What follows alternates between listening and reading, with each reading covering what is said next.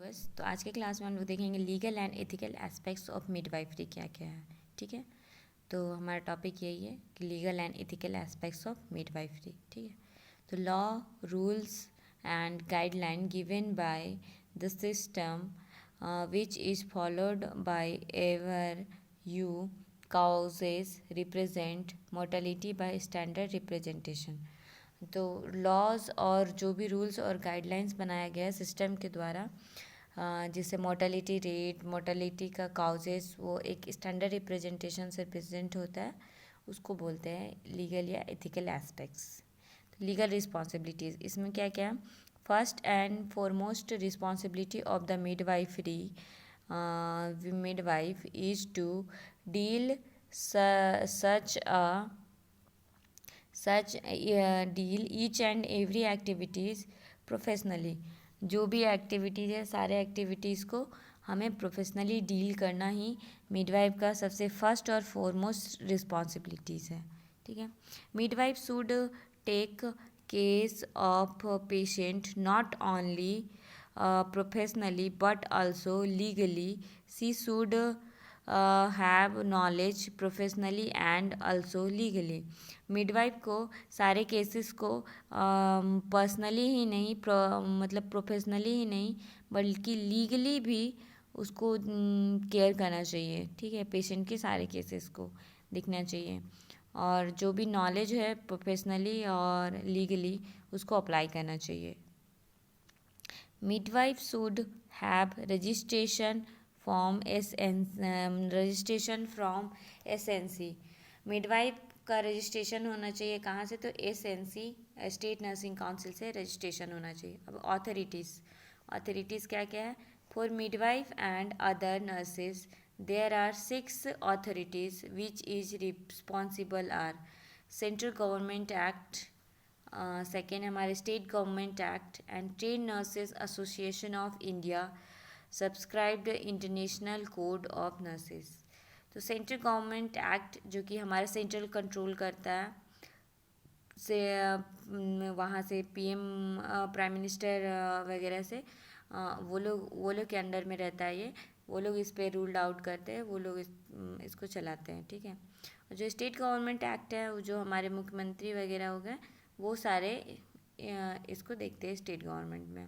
मुख्यमंत्री, फिर जो भी पंचायत वाले होते हैं, मुखिया सरपंच, वो अगर वार्ड पार्षद वाले वो सब देखते हैं। ठीक है, और train nurses association of India है, ये टीएनआई है। टीएनआई अपना कोर्स दे रखा है नर्सेस के लिए, तो वो भी देखते हैं। ठीक है, फोर्थ है हमारे स्टैंडर्ड ऑर्डर्स। कुछ स्टैंडर्ड ऑर्डर्स हैं जिनको हमें फॉलो करना पड़ता है, रूल्स एंड रेगुलेशंस भी है। फिर similar cases the midwife should provide standard care to the patient and also negligence should be minimise and should be kept in mind. तो जो भी स्टैंडर्ड केसेस है उसमें नेग्लिजेंस को मिनिमाइज़ करना है। ठीक है, एक बार अगर कोई गलती हो गया तो उसको बार बार रिपीट नहीं करना है, कोई गलती हो गया तो उस गलती से हमें सीखना है। ठीक है, और हमें माइंड में उसको रखना है और नेक्स्ट टाइम से वो गलती हमारे से ना हो, ये एक मिडवाइफ को अपने माइंड में रखना है ताकि वो गलती को मिनिमाइज कर सके, कम से कम कर सके।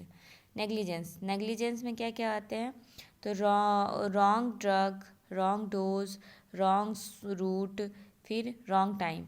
रॉन्ग ड्रग अगर किसी को दे रहे हैं तो भी वो इफ़ेक्टिव नहीं होगा, रॉन्ग डोज दे रहे हैं तो भी इफ़ेक्टिव नहीं होगा, फिर रॉन्ग रूट में दे रहे तो भी नहीं इफ़ेक्टिव होगा और ना ही रॉन्ग टाइम में इफ़ेक्टिव होगा। अब मान लो किसी को पेट दर्द की दवा दे रहे हो हम लोग, पेट दर्द है उसको, ठीक है, और हम लोग उसको ब्लीडिंग रोकने का दवा दे रहे हैं, तो क्या कभी उसका पेट दर्द ठीक होगा? कभी नहीं ठीक होगा। और फिर रॉन्ग डोज मान लो पिप्रेसिलिन हमें 1.5 ग्राम प्रेस्क्राइब कर रखा है डॉक्टर ने, उतना हमें देना है, लेकिन हमारे पास मान लो किसी तरह से भी शॉर्टेज है ड्रग का या फिर कुछ भी है, ड्रग अवेलेबल नहीं है या फिर कुछ भी कोई भी मतलब कि हो सकता है कंडीशन, तो हम लोग उसको 1.5 ग्राम की जगह 1 ग्राम ही अगर दे रहे हैं, ठीक है, तो क्या वो इफ़ेक्टिव होगा? बिल्कुल भी इफ़ेक्टिव नहीं होगा, क्योंकि वो हम लोग प्रॉपर डोज उसको नहीं दे रहे हैं, तो उसका जो भी बैक्टीरिया है वो किल नहीं होगा, बल्कि और रेजिस्टेंट हो सकता है, क्योंकि कम डोज हम लोग उसको दे रहे हैं। Wrong route. अब रूट हम लोग सही से नहीं दे रहे हैं। मान लो हमें पिप्रासिलिनी इंट्रावेनसली देना है, अब हम लोग उसको IM दे रहे हैं, इंट्रामस्कुलरली दे रहे हैं, तो वो तो एक तो हायर एंटीबायोटिक की कैटेगरी में आता है। अगर हम लोग उसको IM दे रहे हैं तो वो जहाँ पे जिस एरिया में देंगे वहाँ पे पूरा स्वेलिंग भी कर देगा और पेशेंट को वहाँ काफ़ी प्रॉब्लम होगा, और ड्रग भी उतना इफ़ेक्टिव काम नहीं करेगा क्योंकि वो इंट्रावेनसली ज़्यादा अच्छा काम करता है। रॉन्ग टाइमली हम लोग ड्रग्स नहीं देते हैं, नहीं दे रहे हैं। मान लो हमें रात को देना है उसे, तो रात की जगह में हम लोग दिन में दे दिया, फिर कभी दिया तो नहीं दिया, फिर आज को दिया कल को नहीं दिया, तो ऐसे करके रॉन्ग टाइम में भी दे रहे तो भी वो इफ़ेक्टिव काम नहीं करेगा। ठीक है। Ignoring the complaints of patient and their relatives. Patient का जो भी कंप्लेन है या फिर उसका रिलेटिव कुछ कंप्लेन कर रहा है, उसको हम लोग इग्नोर कर रहे हैं, उसको हम लोग सुन ही नहीं रहे हैं, नहीं सुनेंगे तो फिर क्या पेशेंट जल्दी ठीक होगा? अगर मान लो किसी पेशेंट को डायरिया हो रहा है, काफ़ी बोल रहा है, वो 2-3 बार से उसे डायरिया हो गया है, ठीक है, 2-3 बार वो जा चुका है, वॉशरूम जा चुका है 2-3 बार, मान लो 2-3 बार जा चुका है और वो हमें कंप्लेन कर रहा है कि वो उससे डायरिया हो रहा है, ठीक है, और नहीं हम लोग उसका बात सुनते हैं और फिर हम लोग उसको उसी कंडीशन में छोड़ देते हैं, तो क्या वो पेशेंट शॉक में चला जाएगा या नहीं? शॉक में चला जाएगा ना। एक्सेसिव डायरिया होगा तो उसका जो भी है वाटर लॉस हो जाएगा, फिर वो पेशेंट शॉक में चला जाएगा, तो उसका कंडीशन एकदम वर्स्ट भी हो सकता है। वो तो हमारे पास ठीक होने के लिए आया है, तो ठीक होने के बजाय उसका कंडीशन और भी ख़राब हो सकता है। Ignoring the patient when they are calling them for any help. अगर पेशेंट हमें बुला रहा है किसी हेल्प के लिए, मान लो उसे कोई हेल्प चाहिए और हम लोग उसके पास नहीं जा रहे हैं, तो क्या वो हमारे बिहेवियर से सेटिस्फाई होगा? उसे और अच्छा लगेगा? वो हमारे बिहेवियर से सेटिस्फाई नहीं होगा, उसे अच्छा नहीं लगेगा, तो वो मेंटली या साइकोलॉजिकली उसे साइकोलॉजिकल सपोर्ट नहीं मिलेगा। पेशेंट को जनरली मेडिसिन से ज़्यादा साइकोलॉजिकल सपोर्ट की नीड होती है, उससे वो जल्दी ठीक होता है। Wrong identification of the baby in the labour room.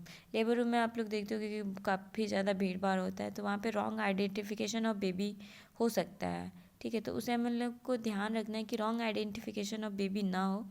उसके लिए हमें टैग, जो भी मदर का और बेबी का टैग है वो सेम होना चाहिए, फिर मदर का नेम बेबी के टैग में होना चाहिए, तो हमें ध्यान रखना है कि बेबी और मदर का टैग ठीक से रहे, ठीक है, ये नहीं कि दूसरी मदर का बेबी का टैग दूसरी बेबी में लगा दिया, तो इससे क्या होगा ना कि वो सामने वाले पेशेंट को तो नहीं पता है कि हम लोग किसके बेबी को उसको दे रहे हैं, लेकिन हमारे लिए क्या वो सही होगा, सेटिस्फैक्ट्री होगा? नहीं ना, वो टोटली गलत होगा कि हम लोग दूसरे को बच्चे को दूसरे को दे दे रहे हैं, ठीक है, तो इसका भी ध्यान रखना है। Not giving information regarding treatment to patient to their relations if asked.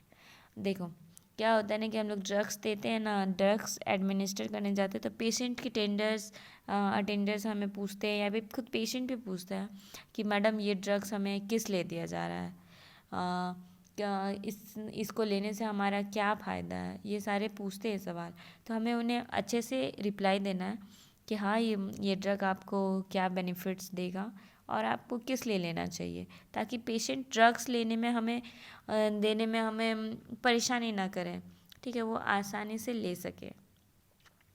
Not maintaining records of each and every procedure. अगर हम लोग हर प्रोसीजर का रिकॉर्ड्स हम लोग मेंटेन नहीं कर रहे हैं तो भी हमारे लिए वो गलत होगा, क्योंकि अगर कोई प्रोसीजर हम लोग अप्लाई किए हैं, ठीक है, और उसका जो भी प्रिकॉशन है वो हमारे नेक्स्ट शिफ्ट को तो पता नहीं चलेगा कि क्या प्रिकॉशंस रखना है उसके साथ, क्योंकि हम लोगों ने जो भी प्रोसीजर कर रखा है उसका प्रोसीजर का रिकॉर्ड नहीं किया है, तो हमारे तो इन्फॉर्मेशन ट्रांसफॉर्म नहीं होगा।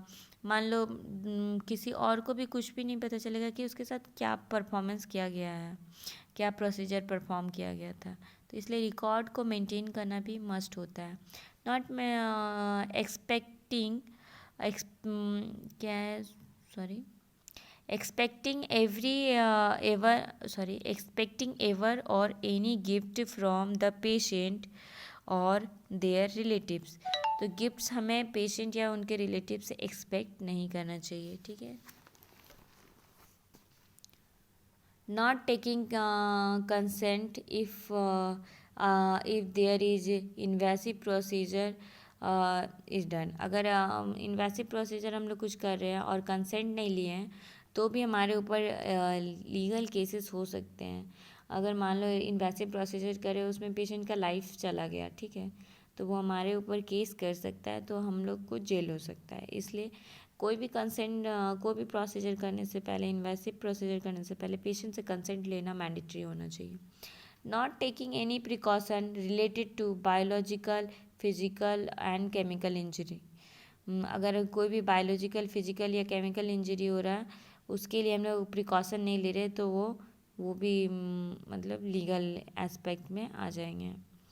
Activities which have the economy of the patient and also is disrespectful can lead to legal issues। अगर कोई पेशेंट गरीब है हमारा, ठीक है, और उसके साथ हम लोग अच्छे से बिहेव नहीं कर रहे हैं तो वो हमारे ऊपर भी केस कर सकता है कि हम लोग उसके साथ डिसरिस्पेक्टफुल हैं, ठीक है। बाय मिस्टेक लीविंग स्पॉन्ज और any instrument inside the body of the patient while performing C section या हिस्टेक्टॉमी। अगर हम लोग किसी केस में है, सी सेक्शन में है, और हम लोग कोई इंस्ट्रूमेंट उसके बॉडी में छोड़ देते हैं तो भी पेशेंट को हमारे ऊपर केस करने का पूरा अधिकार है। Giving responsibility to the individual who is not ratified legally. Keeping the patient in hospital after discharge in given. Discharge देने के बाद भी अगर पेशेंट को हम लोग हॉस्पिटल में रख रहे हैं